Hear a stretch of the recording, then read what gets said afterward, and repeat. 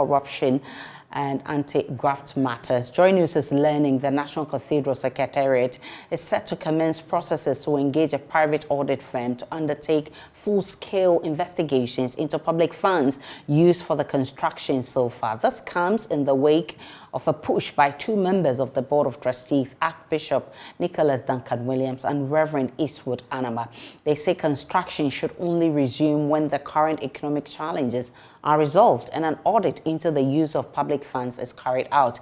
This is contained in a resolution drafted by two men of God. The two have publicly declared their support for the project and say this move is not a departure but necessary due to the current circumstances. We'll be listening to my colleague Joseph Akabley has been looking into the matters that has come up after these two clergymen are called for audits. Listen. We understand that the Cathedral Secretariat, they have already decided to engage an internationally acclaimed auditing firm to undertake that audit, not because of this particular proposal that has come in, but they've also confirmed to us that they've indeed received that proposal. And in actual sense, there's a meeting that is going to take place later today, a very important meeting of the Board of Trustees. And one of the major issues that will be discussed will be the decision to engage the auditing firm. The other leg of the issue has to do with the Commission on Human Rights and Administrative Justice. You recall MP for North Tongue, Samuel Okudzeto Ablakwa, sent a petition to Shraj regarding the identity, that is a member of the Secretariat having multiple identity, as well as claims that he breached the conflict of interest rules in how his company gave a loan. That's the story that we've been told, a loan to the Cathedral Secretariat was subsequently paid back by the Cathedral Secretariat. And so Shraj has written to the Cathedral Secretariat asking for its comments on that matter. And so in responding to it, the Cathedral Secretariat holds the view that it also amounts to giving some indication or the processes that have been undertaken so far. So they consider that probe and the one that they intend to undertake by way of engaging audit firm to be parallel probes, which they believe will put the matter to rest for good.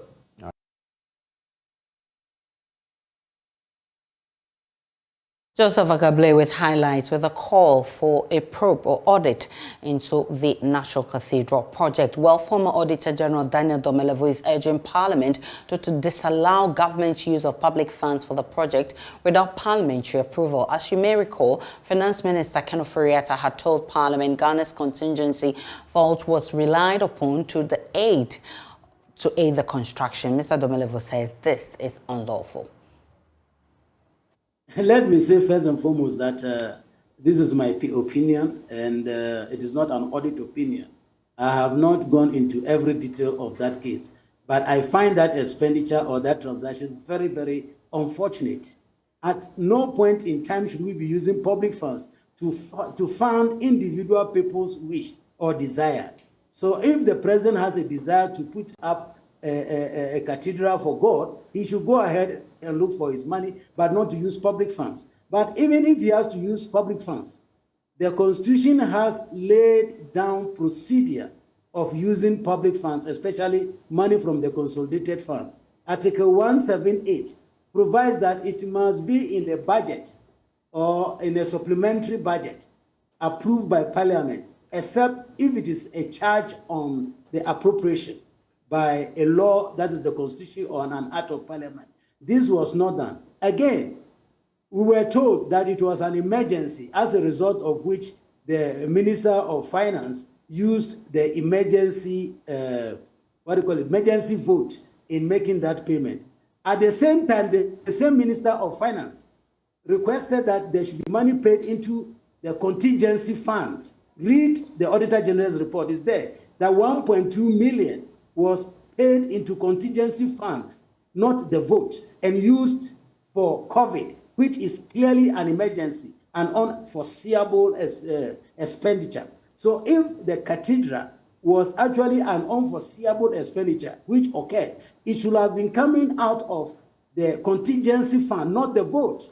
Why didn't it come from there? Because the contingency fund is under the supervision of the Finance Committee of Parliament. So there will be transparency and accountability there. So they went in for this black box call a contingency vote and use that instead. Again, the Constitution provides that the minister, if he will not even use contingency fund, he must submit a supplementary budget to Parliament.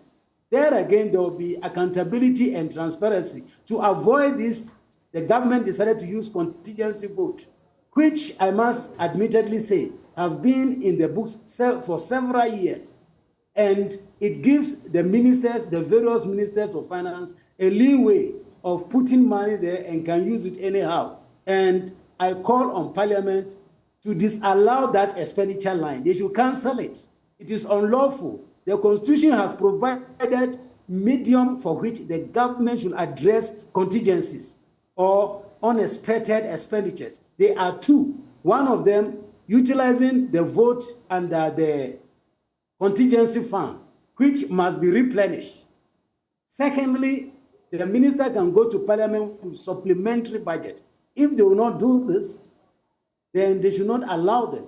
If you look at the budget for 2023, you see that the amount is colossal. I didn't know you were going to ask me a question on it. I will have quoted it for you. But look at the projection for 2024 going. It's going to the tune, I think by 2026, it will be about 14 billion. And why do we have to create such a contingency where there is no transparency on it, there's no accountability for it, you only spend money? One day you hear that Daniel Dominic has been built a house, and you ask, Minister, where did you get the approval from? He said he took it from contingency fund.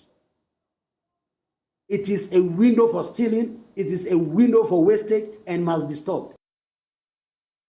Domelevo is former Auditor General.